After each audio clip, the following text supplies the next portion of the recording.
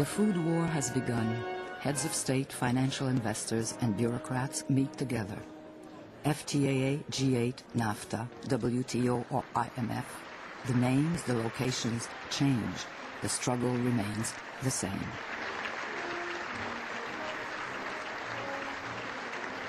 The richest countries have set the table for an unimaginable war.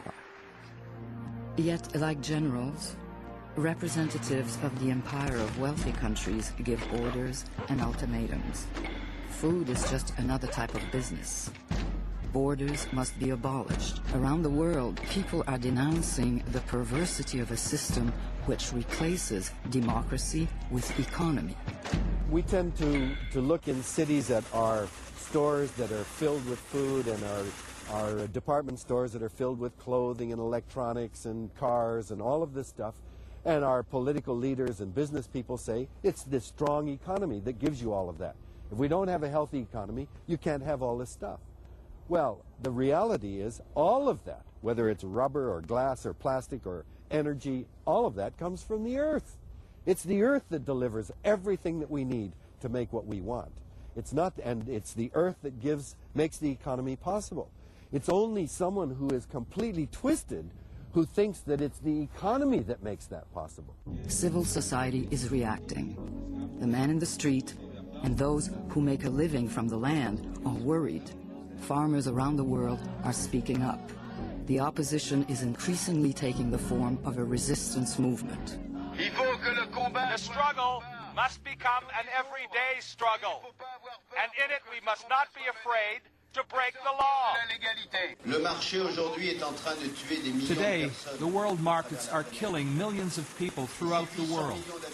Some 800 million people do not live adequately.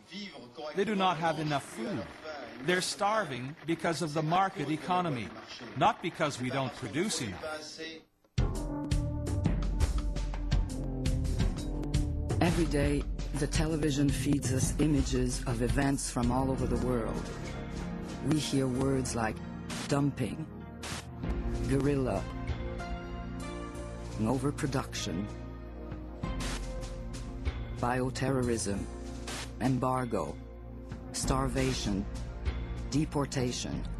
On the surface, they're not related, but we must go beyond that. From the four corners of the world, here are 7 fronts of the food war.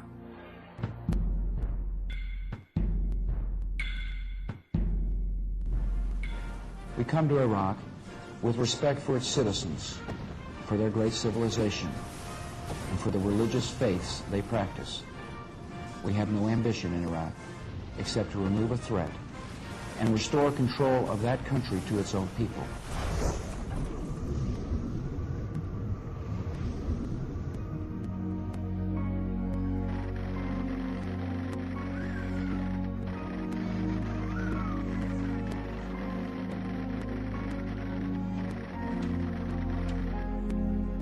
Nowhere else is the food war as devastating as the conventional war. The Gulf War killed 100,000 people. The embargoes have killed 500,000 innocent children. Nutrition of the mother is very important during pregnancy. Most of the mothers are either young or they're not receiving nutrition because of the situation in the country. So their children usually are born with low birth weights and they have problems with their nutrition. So most of the time they don't, it's not compatible with life, they die. Nutrition means that they have low immunity. Malnutrition means that they have low immunity. They can't fight any illnesses, any diseases. So they are left to die. The food war, it's a shameful war, a silent war. Nobody's interested in it. Statue of Liberty in front of one that greets people who come to America, but in real life, the real story, that the end result are people are suffering and are dying because of for crimes they did not commit. International organizations recognize how serious the situation is, but there's no mention of it in the West. According to UNICEF, 5,000 children die in Iraq every month. Well, UNICEF doesn't get into the issue of the embargo. This is a UN Security Council issue. Basically, what we can show here clearly that we are going through a humanitarian crisis in this country. And, I mean, the people are suffering very much, and that is clear. And the children particularly are the victims, the major victims of the situation. We're touring the markets and supply centers. The people are poor. Ration coupons don't provide the basics for survival. Thanks to the oil for food agenda, each Iraqi receives the equivalent of $6.50 every month to live on. This makes Iraqis among the poorest people on the planet.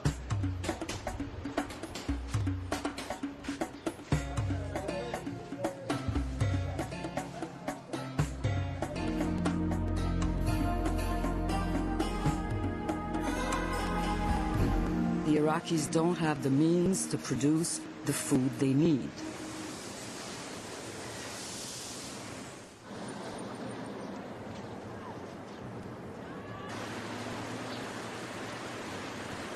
We stop at the Baghdad Aqueduct. It's in pathetic shape.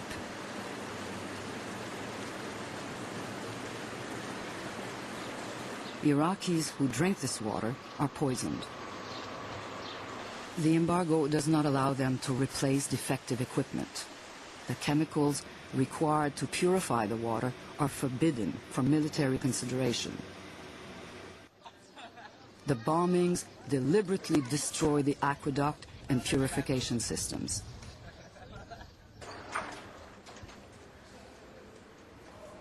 In 1991, the United Nations Security Council, at the urging of the American government, placed an embargo on Iraq.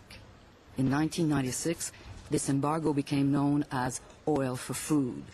The name speaks volumes about the real stakes of this war. And we target the civilians in Iraq in two ways. We target them through malnutrition, through the oil for food program, and we target them through weapons.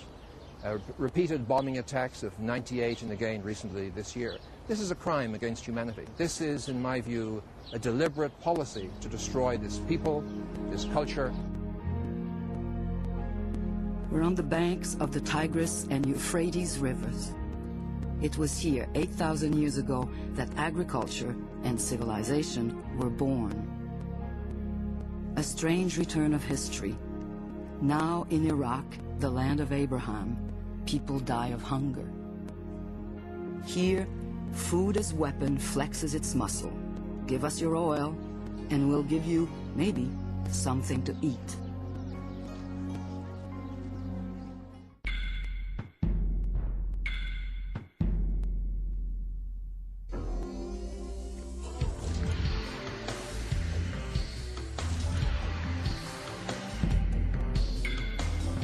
Star Wars, food war. The agriculture of rich countries is invading the planet by the sheer force of billions of dollars and share with the military similar goals and similar technology.